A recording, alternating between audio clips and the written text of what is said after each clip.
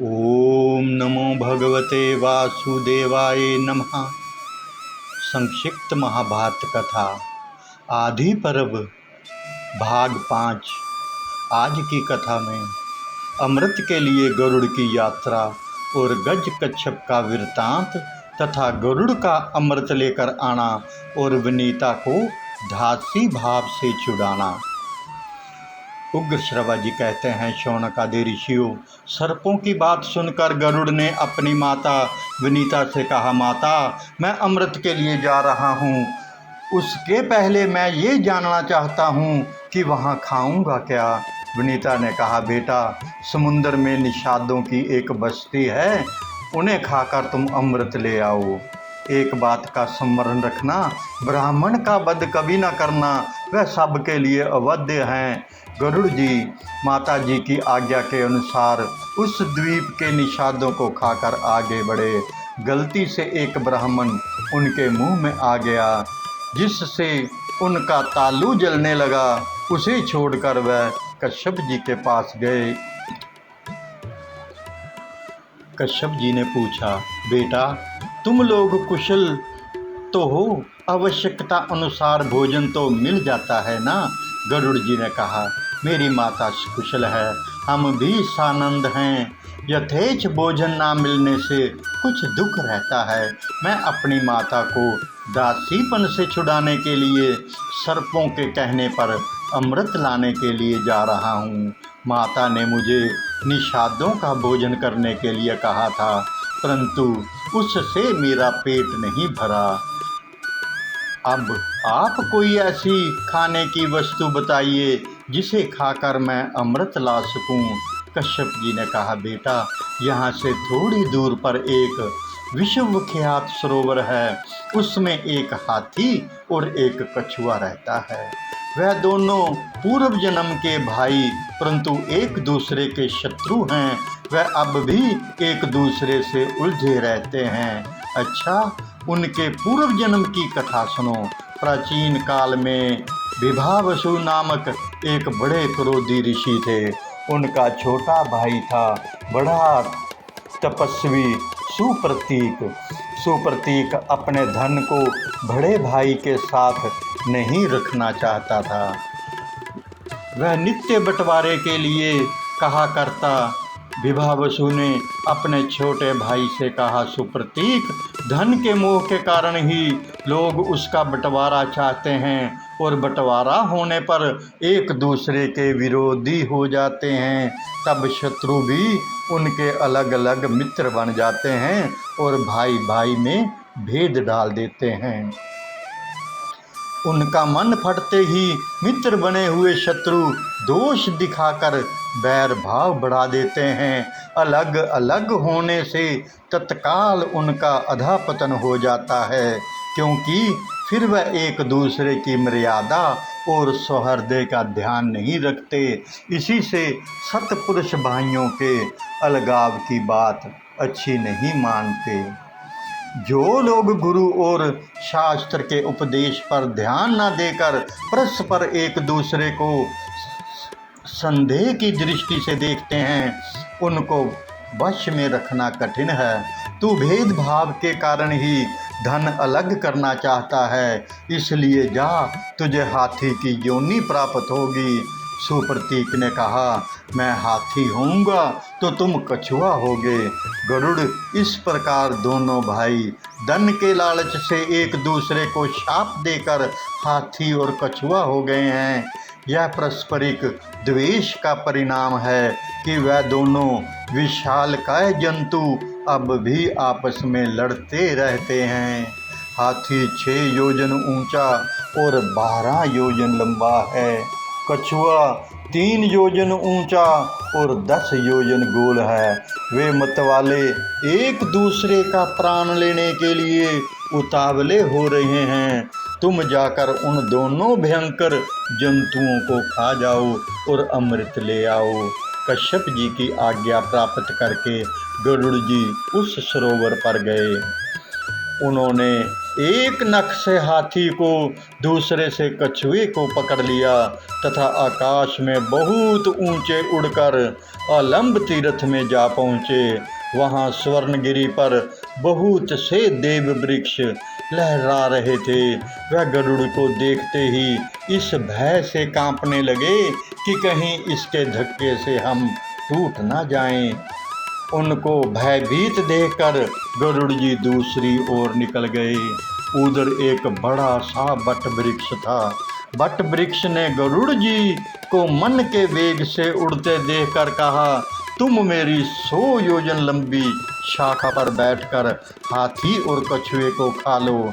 ज्यों ही गरुड़ जी उसकी शाखा पर बैठे, त्यों ही वह चढ़ चढ़ाकर टूट गई और गिरने लगी।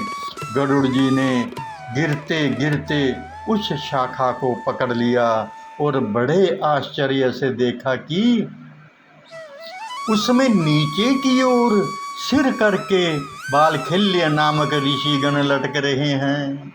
गरुड़ जी ने सोचा कि यदि शाखा गिर गई तो यह तपस्वी ब्रह्म ऋषि मर जाएंगे। अब उन्होंने झपट कर अपनी चोंच से वृक्ष की शाखा पकड़ ली और हाथी तथा कछुए को पंजों में दबाए आकाश में उड़ने लगे। कहीं भी बैठने का स्थान ना पाकर वह आकाश में उड़ते ही रहे। उस समय उनके पंखों की हवा से पहाड़ भी कांप उठते थे। बालखिल्य ऋषियों के ऊपर दया भाव होने के कारण वह कहीं बैठ ना सके और उड़ते उड़ते गंधमादन पर्वत पर गए। कश्यप जी ने उन्हें उस अवस्था में देखकर कहा, बेटा कहीं सहसा साहस का काम ना कर बैठना।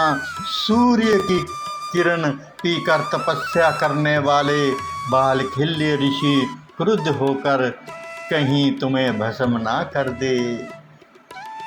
पुत्र से इस प्रकार कहकर उन्होंने तपशुद्ध बालखिल्य ऋषियों से प्रार्थना की, तपोधनों, गरुड़ प्रजा के हित के लिए एक महान कार्य करना चाहते हैं, आप लोग इसे आज्ञा दीजिए।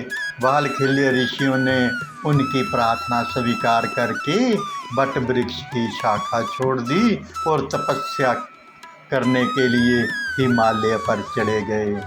गरुड़ जी ने वह शाखा फेंक दी और पर्वत की चोटी पर बैठकर हाथी और कछुए को खाया। गरुड़ जी खा पीकर पर्वत की उस चोटी से ही ऊपर की ओर उड़े। उस समय देवताओं ने देखा कि उनके यहाँ भयंकर उत्पात हो रहे हैं। देवराज इंद्र ने बृहस्पति जी के पास जाकर पूछा, भगवान यकायक बहुत से उत्पात क्यों होने लगे हैं? कोई ऐसा शत्रु तो नहीं दिखाई पड़ता जो मुझे युद्ध में जीत सके। बृहस्पति जी ने कहा, इंद्र, तुम्हारे अपराध और प्रमाद से तथा महात्मा बालखिल्य ऋषियों के तपोबल से वनीता नंदन गरुड़ अमृत लेने के लिए यहाँ आ रहा है। वह आकाश में सब छंत्र विचरता तथा इच्छा अनुसार रूप धारण कर लेता है। वह अपनी शक्ति से असाध्य कार्य को भी साध सकता है। अवश्य ही उसमें अमृत हर लेने जाने की शक्ति है। बृहस्पति जी की बात सुनकर इंद्र ने अमृत के रक्षकों को सावधान करके कहा कि देखो, परम पराक्रमी पक्षी राज गरुड़ यहाँ से अमृत ले जाने के लिए आ रहा है। सचेत रहो, वह बलपूर्वक अमृत ना ले जाने पावे। सभी देवता और स्वयं इंद्र भी अमृत को घेर कर उसकी रक्षा के लिए डट गए। गरुड़ ने वहाँ पहुँचते ही पंखों की हवा से इतनी धूल उड़ाई कि देवता अंधे से हो गए। वह धूल से ढककर मूढ़ से बन गए। सभी रक्षक आंखें खराब होने से डर गए। वह एक क्षण तक गरुड़ को देख भी नहीं सके। सारा स्वर्ग क्षुब्ध हो गया। चोंच और डैनों की चोट से देवताओं के शरीर जर्जरित हो गए। इंद्र ने वायु को आज्ञा दी कि तुम यह धूल का पर्दा फाड़ दो, यह तुम्हारा कर्तव्य है। वायु ने वैसा ही किया, चारों ओर उजाला हो गया। देवता उन पर प्रहार करने लगे। गरुड़ ने उड़ते उड़ते ही गर्ज कर उनके प्रहार सह लिए और आकाश में उनसे भी ऊंचे पहुंच गए। देवताओं के शास्त्रास्त्रों के प्रहार से गरुड़ तनिक भी विचलित नहीं हुए, उनके आक्रमण को विफल कर दिया। गरुड़ के पंखों और चोंचों की चोट से देवताओं की चमड़ी उधड़ गई, शरीर खून से लथपथ हो गया। वह घबराकर स्वयं ही तितर बितर हो गए। इसके बाद गरुड़ आगे बढ़े। उन्होंने देखा कि अमृत के चारों ओर आग की लाल लाल लिपटें उठ रही हैं। अब गरुड़ ने अपने शरीर में 8100 मुंह बनाए तथा बहुत सी नदियों का जल पीकर उसे धधकती हुई आग पर उड़ेल दिया। अग्नि शांत होने पर छोटा सा शरीर धारण करके वह आगे बढ़े। उग्र श्रवाजी कहते हैं, सूर्य की किरणों के समान उज्जवल और सुनहला शरीर धारण करके गरुड़ ने बड़े वेग से अमृत के स्थान में प्रवेश किया। उन्होंने वहां देखा कि अमृत के पास एक लोहे का चक्र निरंतर घूम रहा है। उसकी धार तीखी है, उसमें सहस्त्रों अस्त्र लगे हुए हैं। वह भयंकर चक्र सूर्य और अग्नि के समान जान पड़ता है। उसका काम ही था अमृत की रक्षा।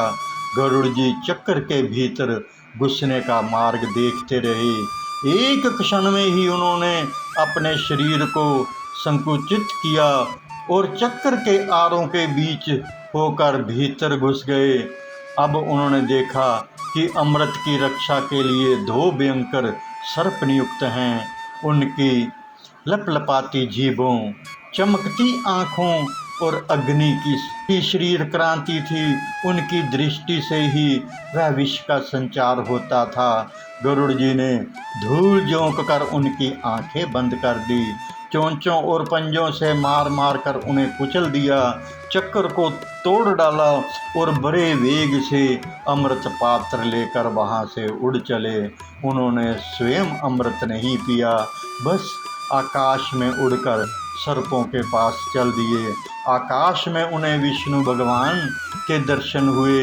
गरुड़ के मन में अमृत पीने का लोभ नहीं है, यह जानकर अविनाशी भगवान उन पर बहुत प्रसन्न हुए। बोले, गरुड़, मैं तुम्हें वर देना चाहता हूँ।